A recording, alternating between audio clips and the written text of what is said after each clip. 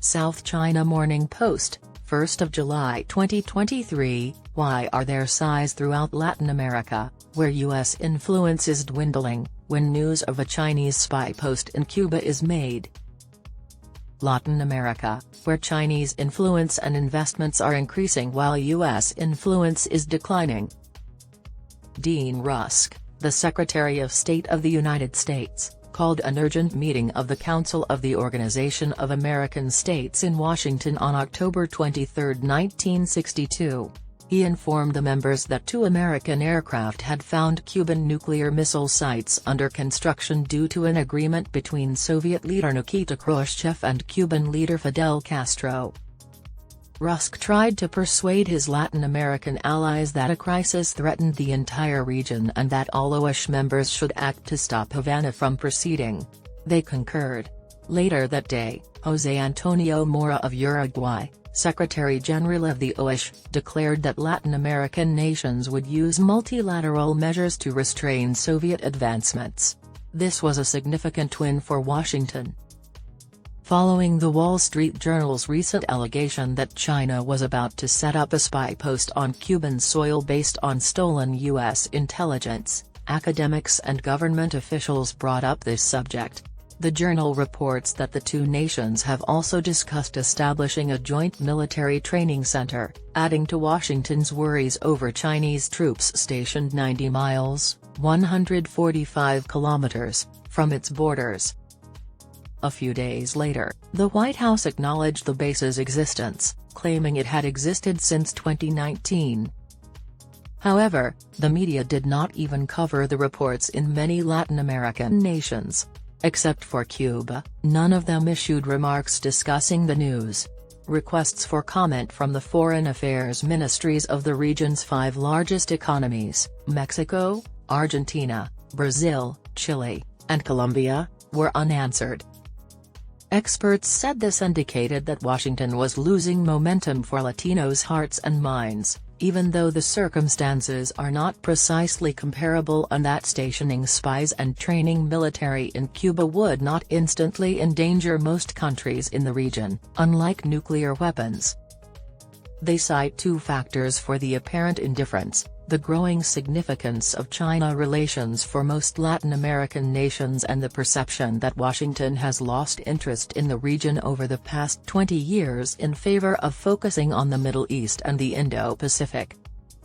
Beijing has replaced Washington as many of the region's leading nations' top trading partners and has increased its diplomatic influence and investment. In addition to being in advanced talks with Uruguay, China has negotiated free trade deals with Chile, Costa Rica, Ecuador, and Peru. The Belt and Road Initiative, a $1.1 trillion infrastructure project launched by Chinese President Xi Jinping, has also attracted 22 Latin American nations, and in 2021 Brazil became the primary global destination for Chinese investment. Former U.S. Consul General in Shenyang, China, and current specialist on China and Latin America at Florida International University, Leland Lazarus, said it was disconcerting to acknowledge that the U.S. had taken for granted its historical sway in the area. He claimed that Washington lost power and prestige due to the concentration on the so-called War on Terror in the early 2000s and the current emphasis on relations with countries in Southeast Asia.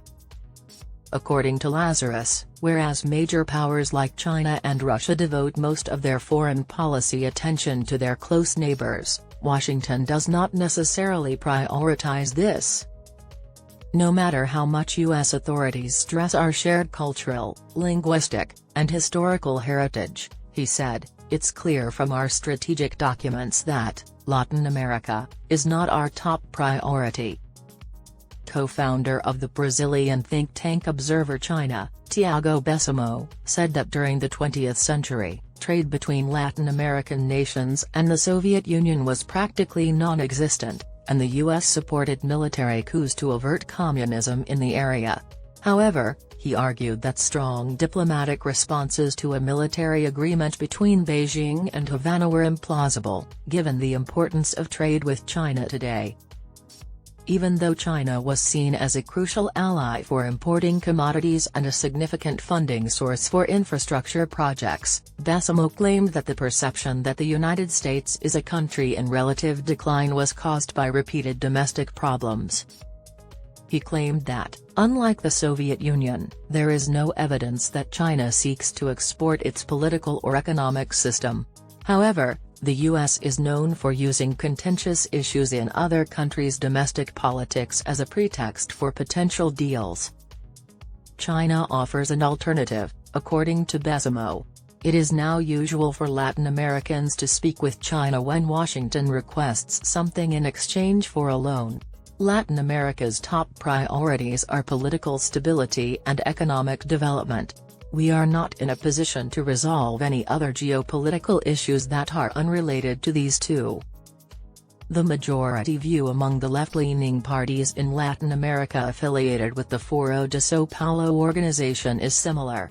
The Forum was founded in 1990 and comprised political organizations from 19 other Latin American and Caribbean nations and the ruling parties in Bolivia, Brazil, Cuba, the Dominican Republic, Honduras, Mexico, Nicaragua, Panama, and Venezuela. Leftist leaders of the participating parties referred to China as a factor of stability and balance for the region in the framework document released before the Forum's annual conference on Thursday in Brasilia. Additionally, they emphasized China's non-interference in the internal affairs of Latin American countries. According to the document, Beijing and Latin America have mutual respect for one another and have not had their relations harmed by competing interests because China has not attacked or illegally occupied any Latin American territory, has not imposed unilateral sanctions, has not supported coups d'états, or has established military dictatorships. As an empire in a structural crisis and a nation that practices expansionism, militarism, war, and deepening environmental overexploitation in Latin America, the U.S. was contrasted with this region. It would be a mistake to dismiss them, according to Parsifal Sola, executive director of the Andrés Bello Foundation, a think tank in Bogotá, Colombia, that researches connections between China and Latin America, even though these viewpoints are not currently prevalent in the region. According to him, connections with China were becoming more significant in even American influence bastions like Colombia and Mexico, and the leaders of these nations did not want to take a side. The U.S. must be at the forefront of an international agenda that addresses first and foremost the problems and needs of Latinos and does not have the containment of Chinese influence as its primary purpose to regain the reputation and influence it previously had in the region. Sola added that Washington must acknowledge that China is here to stay, it is not going anywhere, and its influence will grow regardless of what the United States does rather than attempting to rally regional leaders around the potential threat to these countries' security posed by the Chinese presence. Leveraging American resources in the region is a smart place to start if you want to limit that impact, especially in sectors where the U.S. has historically excelled, such as providing advice on infrastructure development, entrepreneurship, and innovation, according to Sola. Latin America is huge. Depending on where you will determine how you perceive issues like U.S.-China rivalry or the threat posed by a Cuban spy facility. Therefore, unlike what China is increasingly doing, this involvement must be country-specific rather than regionally focused.